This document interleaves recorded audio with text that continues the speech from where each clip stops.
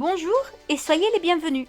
Je m'appelle Valérie et je vous accueille sur ma page Les bons plans de Valérie et compagnie. Je partage avec vous ce que j'apprends et découvre notamment dans le domaine des loisirs créatifs. N'hésitez pas à vous abonner et mettre un petit pouce en l'air. Aujourd'hui, je vous montre comment faire une box cart, ou tout du moins 3. Donc les dimensions sont 7,5 cm par 7,5 cm. Donc pour ce faire, j'ai pris du papier DCP, 300 g, blanc, assez classique, et je fais des carrés de 7,5 cm par 7,5 cm que je découpe au ciseau.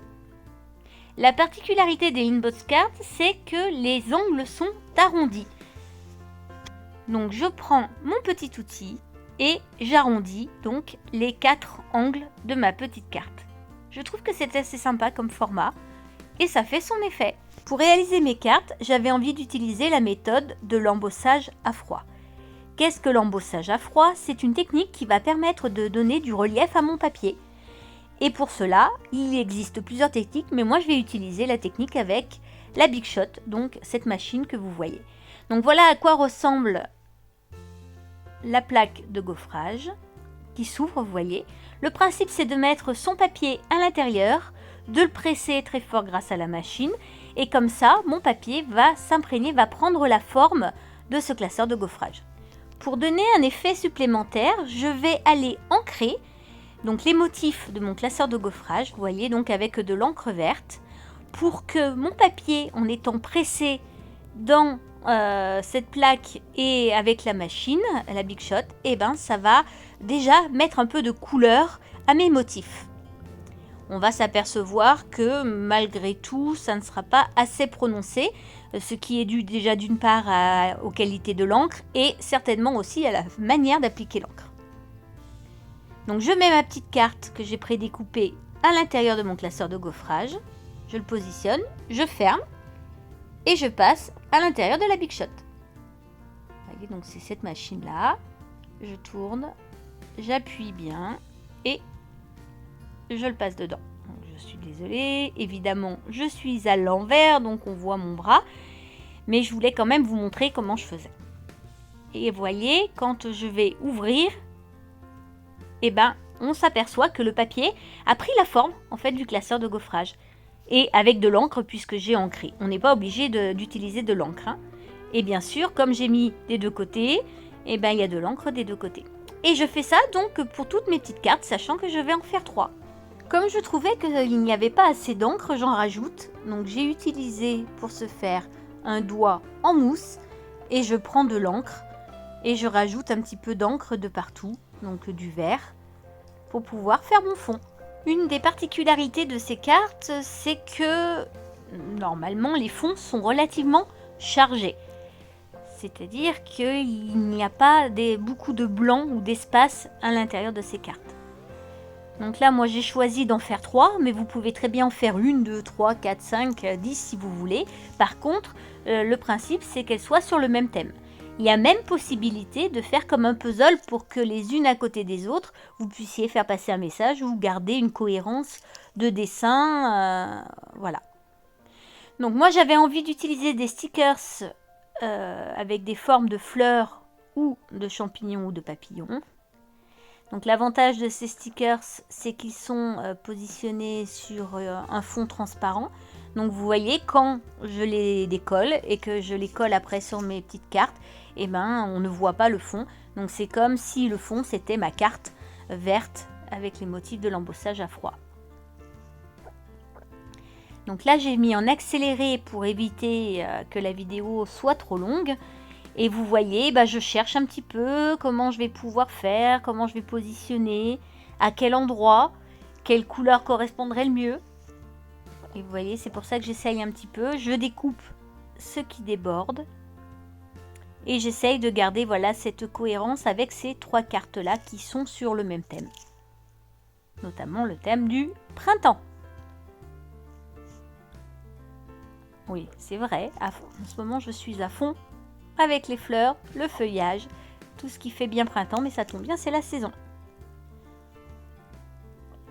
Et donc, j'essaye de compléter mes fonds qu'il n'y ait pas trop d'espace blanc, mais au moins que ce soit cohérent et j'espère assez harmonieux.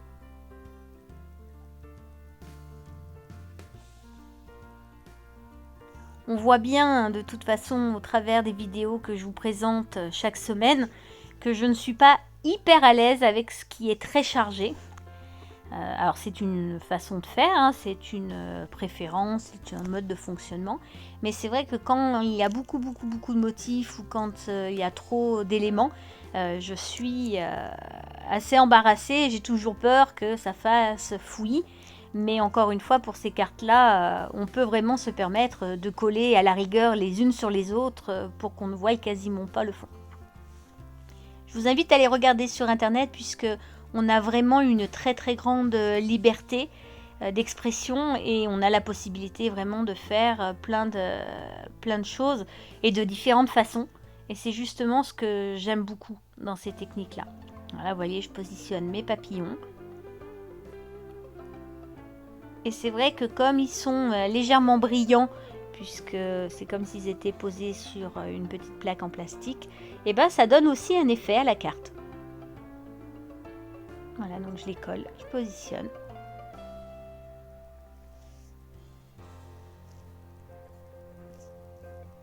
Donc comme j'ai fini, j'avais envie de rajouter des sentiments. Donc pour ce faire, j'ai utilisé la plaque de tampon d'Aurélie Craft Studio. J'adore les produits d'Aurélie, donc je vous mets un lien tout en bas avec sa chaîne. Donc je prends ma plaque de précision et je vais choisir donc les sentiments, les mots que j'ai envie de mettre sur mes cartes et je vais aller les tamponner grâce à ma presse de précision. Donc là pour ce faire j'ai utilisé un papier vert puisque ça allait bien avec le thème du printemps. Je mets les petits sentiments sur mon papier à l'intérieur de ma presse de précision et je vais aller ancrer ces mots, donc qui sont en français, qui sont vraiment de très bonne qualité avec de l'encre Memento qui va très bien pour ce tamponnage là. Et donc j'ai utilisé 3 sentiments différents pour mes 3 cartes. Après donc je fais le découpage, j'enlève le surplus de papier afin de pouvoir placer mes sentiments sur les cartes. Voilà. Compte tenu que la précision n'était pas forcément au rendez-vous, je prends une règle et un cutter afin d'enlever le surplus de papier.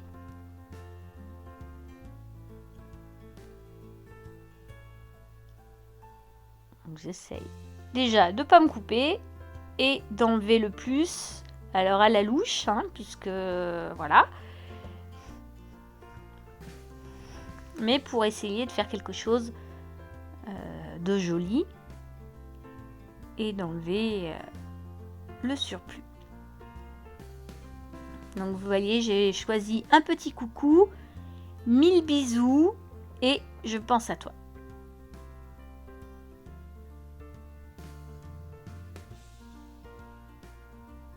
J'aime beaucoup ces tampons puisque d'une part ils sont de très bonne qualité et en plus c'est pas évident de trouver des tampons en français je trouve et grâce à Aurélie je suis servie donc je suis assez contente.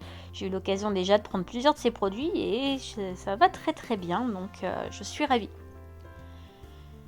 Donc vous voyez, donc je positionne mes petits sentiments par rapport à la carte que je veux, sur laquelle je veux mettre.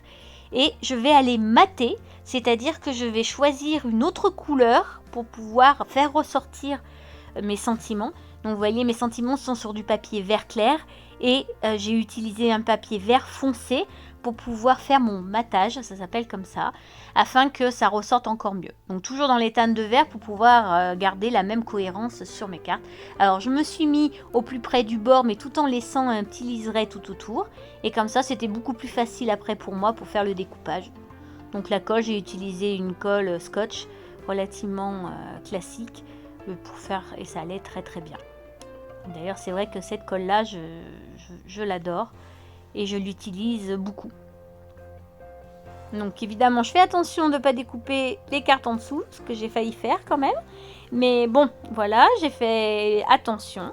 Et puis là, vous voyez avec la règle et le cutter, et ben voilà, même le ciseau pour éviter que de m'enquiquiner, et ben je découpe. Et vous voyez, ça va fait quand même ressortir le mot. Alors j'aurais pu utiliser l'embossage à chaud sur le coup, mais c'est une technique que j'utilise pas encore beaucoup et j'avais vraiment envie que ça ressorte un peu en noir. Donc j'ai choisi donc mes 3 sentiments et pour garder une continuité, il y en a un que je mets en haut à gauche, un au milieu et un autre en bas à droite. Et j'utilise la même colle pour coller tout ça. Voilà, comme ça, mes petites cartes.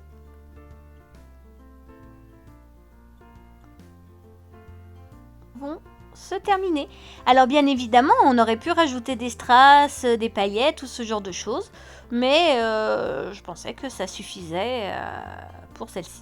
Donc avec mon petit doigt en mousse, je rajoute de l'encre verte tout autour. Comme ça, ça fait vraiment un effet et ça finit la carte. Et je trouve que ça fait un peu plus abouti.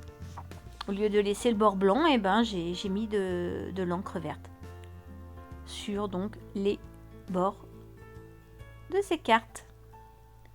Donc, toujours en accéléré. Et voilà, donc ces 3 cartes sont terminées.